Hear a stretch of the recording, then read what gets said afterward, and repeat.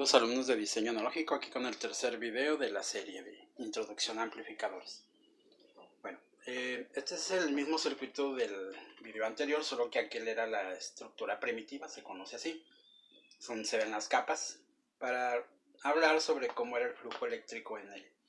Ahora pues es el mismo circuito, pero se sustituye aquel esquema por el símbolo del transistor. Este es un transistor de unión bipolar de tipo MPM. ¿Okay? Tiene dos fuentes. Ya vimos que la unión base-emisor debe polarizarse directamente para funcionar. El positivo en el material P, el negativo en el material N. Y la unión base-colector debe polarizarse inversamente para funcionar. El positivo en el material N, el negativo en el material P. Ahora, este circuito pues tiene un gran problema. Primero, que ocupa dos fuentes de voltaje. Y además se conecta en esas dos baterías un negativo con un positivo. Eso hace, digamos que causa un problema, no un problema, sino que hay maneras más sencillas de hacerlo. Para ver esa manera más sencilla de hacerlo, pues voy a redibujar el circuito. El transistor mismo, la fuente, por acá, la fuente base emisor. Si le puse esos nombres, olvidé comentarlo. Como este es un voltaje que está polarizando al base y el emisor, pues le puse voltaje base emisor. Es una fuente de voltaje base emisor. Y esta otra unión es otra fuente que está polarizando a colector base. Entonces le puse como nombre voltaje colector base. ¿Okay? Entonces vean, la fuente base emisor, pues puse la misma fuente. Esa va idéntica. Base emisor, pues más menos, voltaje base emisor.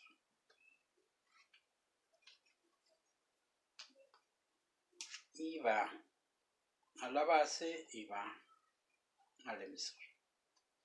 Ahora, esta fuente es la de interés. Voy a cambiar la manera de conexión. Voy a pasar para acá esa fuente al otro lado. Y uno pensará, bueno, pues ese ya no es el mismo circuito. Bueno, vamos a revisarlo con una técnica de análisis de circuito que ustedes conocen que se llama superposición. Recordarán que en superposición es un teorema que nos indica que cuando en un circuito eléctrico hay muchas fuentes, una de las maneras de saber en alguno de los componentes de ese circuito alguna variable eléctrica es apaciguar todas las fuentes menos una. Analizar a esa única fuente y luego volver a analizar, pero ahora con otra fuente. Todas apagadas menos una fuente. Y el resultado total es la suma algebraica de los efectos de fuentes por separado. ¿Okay? Entonces vamos a hacerlo para este circuito. Vamos a ver. Este terminal más, pues es este terminal más. Este terminal menos, pues no está conectado como acá. Al menos eso aparenta. Vamos a revisar acá en este circuito. Tengo dos fuentes de voltaje. Voy a analizar el circuito apaciguando la de abajo. La de abajo, pues como es una fuente de voltaje, pues la apaciguo con un cortocircuito. Que acabamos teniendo. Que esta fuente tiene su positivo en el colector. Como esta. Su positivo en el colector. Y su negativo está en la base. Pero también está en el emisor. Vean, su negativo está en el emisor. Y diría uno, pero también está la base y este no está. Bueno, analicemos con superposición este circuito. Apaciguo la fuente. ¿Y a dónde está esta fuente? Pues el negativo está el emisor, como acá, y está la base, como acá. Entonces se dice que estos dos circuitos son equivalentes, efectivamente. Eléctricamente hacen lo mismo.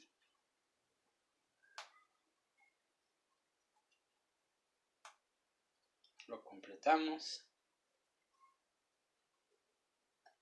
Y ahí está. Son circuitos que eléctricamente son el mismo circuito. Solo que ahora esta fuente de acá no está conectada directamente a colector y base. Está conectada a colector y emisor. Entonces le voy a nombrar diferente. Fuente, colector, emisor. ¿Sí? Eléctricamente son lo mismo. ¿Qué ventaja tiene eso? O sea, ¿para qué hacer ese cambio en la posición de la fuente?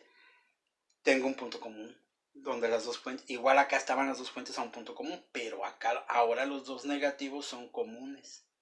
Y esa es una gran ventaja. Vamos a anotar más adelante. Una de las ventajas es esto, que puedo decir, ok, uso un símbolo, que es el símbolo de un punto común. Aunque le llamamos sierra eléctrica, ¿no? O sea, es solo un nodo, es un nodo que le llamo de cierta manera. Pero es un punto común simplemente. Y es muy útil los puntos comunes porque, por ejemplo, en los automóviles, cuando uno instala un foco de un automóvil, por ejemplo, el terminal positivo del foco va a su cable, o sea, tiene un cable. Y el terminal negativo del foco está conectado realmente al chasis. O sea, el chasis del carro es una estructura metálica, se utiliza como ese punto común. ¿Y para qué sirve? Pues me ahorra cable. En vez de cablear todo en pares, o sea, un par de hilos más bien, un par de hilos de conductores, solo es un cable conductor y el otro terminal va al chasis del automóvil. Entonces el chasis me sirve como el otro conductor. Entonces es útil, nos ahorra material en ese caso. Entonces, mínimo puntos comunes son muy, muy útiles. Ok, ahora, ¿qué es lo que se busca? Que este transistor, ahora polarizado directamente base emisor, inversamente base colector, funcione como una válvula. Ya está, ahí ya lo vimos en el video anterior, que así funcionaba. Pero tiene algunos líos todavía. Aquí va a haber una corriente de base. Ah, me está faltando este detalle. Vimos que la corriente real va del negativo al positivo y entonces la corriente del emisor pues viajaba en esta dirección. Y que luego la de base pues iba en esta dirección. Y la de colector pues iba para acá arriba. Pero esas son corrientes reales. En circuitos eléctricos y en electrónica pues seguimos utilizando la convención original, lo que se pensaba que cómo viajaba la corriente antes de que se descubriera que era una corriente de electrones. Entonces a esa corriente se le llama corriente convencional y simplemente va de más a menos. Entonces todo va al revés. La corriente de base viaja para acá, la de emisor para acá y la de colector hacia abajo. Son corrientes convencionales. ¿Ok? Y ok, ya vimos esto, que esta válvula se abre mucho entre más corriente de base yo ponga. ¿Por qué lo digo eso? Pues porque vimos la ecuación, o sabemos que hay una ecuación que describe ese comportamiento. Entre más corriente de base por la constante de ese transistor que se llama beta o ganancia de corriente, hay más flujo de corriente de colector. Si yo le pusiera cero corriente en la base, habría cero corriente en el colector. Quiere decir que cerré la válvula, la cerré completamente. Si yo entre más corriente le voy poniendo, estoy abriendo cada vez más la válvula. La abro y la abro. Menos corriente la voy cerrando. Pongo cero, se cierra completamente la válvula. ¿Ok? Ahora, ¿cómo va a servir eso para hacer un amplificador? Bueno, pues esta es una corriente constante. Este es un voltaje constante. Quiere decir que la llave siempre va a estar cerrada o abierta, como lo querramos ver, siempre igual. Esta va a ser una corriente constante multiplicada por la beta. Esta va a ser una corriente constante, las dos se suman y esta es una corriente constante. Es como haber abierto más o menos a cierto valor la válvula. ¿Qué tenemos que hacer para que amplifique? Pues lo que hay que colocar es aquí una señal, la señal que queremos amplificar. en serie con esta corriente constante. ¿Qué es lo que ocurriría? Bueno, pues que esta corriente constante generada por esta fuente constante haría esto. Si esta es una señal en el tiempo, este voltaje constante me crea una corriente constante, que es IB. Si pongo una pequeña señal en serie, recuerdan que dos fuentes de voltaje conectadas en serie, una pues sumándose simplemente se vería así. Y si esa señal es alterna, por ejemplo en este caso, yo tendría esta señal. Aparentaría ser esta señal. Una señal alterna que está montada en corriente directa. Entonces va a aparecer aquí una IB que es creada por la fuente constante y una IB minúscula que es creada por la señal que se está moviendo. Que puede ser audio, o sea, no va a ser así de bonita, sino bueno, se va a mover para todos lados aparentemente o aleatoriamente al ritmo de lo que alguien diga o la música que se toque, por ejemplo, si fuera audio. ¿Y qué va a pasar entonces acá? Pues va a aparecer también una corriente mucho más grande multiplicada por la beta más una corriente que se está moviendo. O sea, si yo midiera esta corriente con un aparato que viera en el tiempo, yo vería entonces que esa señal es mucho más grande. O sea, si esta tiene una cierta magnitud, esta estaría mucho más alta. Estaría hasta acá bien alta. Y esta señal pequeña estaría así, más grande. Ese es el fenómeno de la amplificación. Ok. Y también la suma de estas dos corrientes pues me crean una corriente de emisor también sumada con otra corriente de la señal.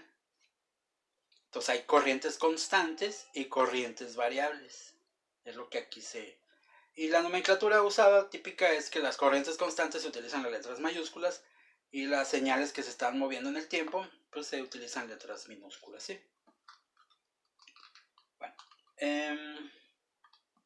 ahora voy a quitar ahorita la señal, no son de mucho interés por ahora.